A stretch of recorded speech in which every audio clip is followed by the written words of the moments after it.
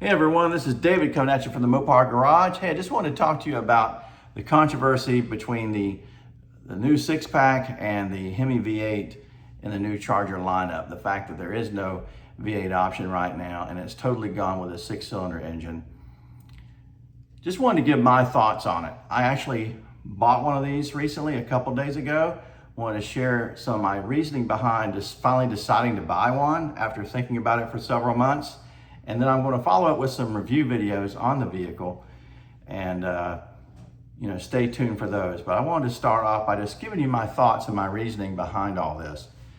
I know a lot of people really miss having a V8 engine in the new Charger. So do I. I had a Charger RT for the previous generation. I had a Challenger Scat Pack Shaker previous generation. So I loved those cars a lot. They were a tremendous amount of fun. But I also had a Mercedes recently that I got rid of, traded it for the truck. But the Mercedes had, it had a inline turbocharged 6 and had all-wheel drive with really wide 10-inch wheels and tires. And one thing I learned, and that car didn't have anywhere near the horsepower that the new Charger has. It had German horsepower, which is different. But one thing I learned is that is a very powerful, high-performing combination. When you add all-wheel drive and you put those really big, really wide tires on it, it is a lethal combination. It is a huge, massive competitive advantage and makes a massive difference in takeoff and 0 to 60 and your quarter-mile times, all that stuff. It's awesome, and it's super stable. It goes around. What it does is it enables the car to take that 550 horsepower instead of just doing drag or off the line, which it does better than the previous generation, but also it can negotiate those curves. It sticks to the road like glue, like it's on rails compared to the previous generation. It is a fantastic performer, okay?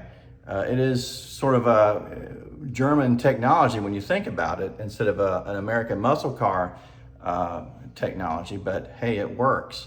And it is no slouch, okay? And the six-pack has been in the Hurricane, I guess I should call it, has been in the truck lineup for a couple years now, and it's performed pretty well. There hasn't been a whole lot of problems with it, not a whole lot of reliability issues. So it's a pretty good engine. And when you think about it from a muscle car standpoint, I think people get kind of hung up on it. And I think we're kind of spoiled by having all these big V8s in recent years. But as a Generation Xer, I grew up in the 80s and 90s with a lot of turbocharged, smaller engines. The whole idea of having a big V8, if you wanted something like that, you had to get an older vehicle from the 60s and 70s. There was no such thing as being able to go to your local dealer and buy something new like that. So in recent years, the last 10, 15 years or so that we've been able to do that, we've been actually spoiled. But, if you think back, the turbo 3.8 liter 6-cylinder engine that General Motors had, that was in the Grand National. The Buick Grand National, one of the greatest muscle cars of all time. You look back at that, that was a turbocharged 6. My family had a turbocharged Buick Regal back in the day. It was a 6-cylinder. It was a fast car. And even in the 90s, you had some turbocharged engines with the Dodge Stealth and some of the Chrysler Conquests and stuff like that. So it's nothing new at all. And these are high performing engines. They're really impressive. The only thing about them is the sound is different. But there's nothing wrong with a 6-cylinder performance sound if it's done well. My Mercedes sounded really great, right? It had some nice pops and crackles to it and a nice burble to it. And so does this car. It's a little different. I think maybe they could probably tune the exhaust a little bit to make it sound a little bit better, because I've heard 6-cylinders that sound better than this. But, if you get past the sound, which, I like sound, right? The new HEMI Ram has the GT exhaust package on it, and it sounds fantastic, right? That's part of what you're paying for when you plunk down that extra couple grand or so for that option. It's going to the exhaust. But, you know, that's just one factor, and it's sort of really an aesthetic thing. It's not a hardcore performance thing. You just can't ignore the horsepower, the torque, and the off-the-line performance of this thing. And there's been no major reliability issues with it. So at the end of the day, after studying on this for a long time, and then, you know, it's got a great transmission, again, the all-wheel drive, and after having my experience with, you know, some German cars, some Mercedes, for example, I knew that this was such a lethal combination with the big wheels and tires, all-wheel drive, and this turbo 6.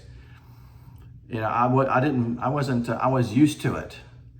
And so now it's like, wow, I've got, you know, this kind of performance in an American, you got German performance in an American muscle car wrapper, okay? And you can't deny the fact that the styling of this new Charger is fantastic, way above board, way better than the previous generation. This is what the previous generation should have been. You know, the previous Charger didn't look bad, although I had one, the Charger I had was a 2011 to 2014 version, which I think was the best looking of them. Certainly better than the very previous one. I didn't like that facelift at all. I didn't think it looked all that good.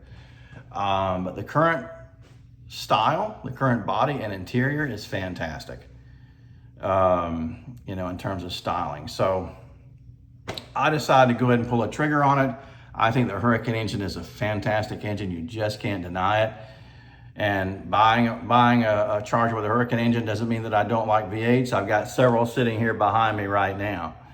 So, you know, the thing I like about the Charger, it's almost like a sort of a road warrior type vehicle. If you have a long commute in a very busy city, you can get out there, you can pull out when you need to, you can get in and out of traffic quickly, you can merge and change lanes very fast and feel stable and secure. And at the same time, you got room for the whole family back there. So it's just the best of all worlds. So I say, guys, give that 6-pack a chance. I think if you get behind the wheel of it, I think it'll change your minds. I really do think it will. All you're missing out on is the sound. And again, it doesn't sound bad, it just sounds different. And, you know, is the V8 coming? As I said previously, they're going to put one in there, but it's going to be a Hellcat supercharged type V8 offering that's going to be well above 6 figures. If you want to wait on that, I think it's coming in 2028, probably not very soon, but that's when it's going to come out. And I'm sure it'll be fantastic, but you know, some of us may not be willing to plunk the money down to get that at this point, because I mean, 550 horsepower is enough for me anyhow. Anyway, guys, that's my thought. Share your thoughts, like or subscribe and comment, please. And stay tuned for more review videos on the Charger. I'm also going to do a 6-month review on the 2026 Ram as well, and probably a 5-year review on my Mustang to give you an idea of how those vehicles have performed over time so you can make informed decisions for yourself. Thank you so much.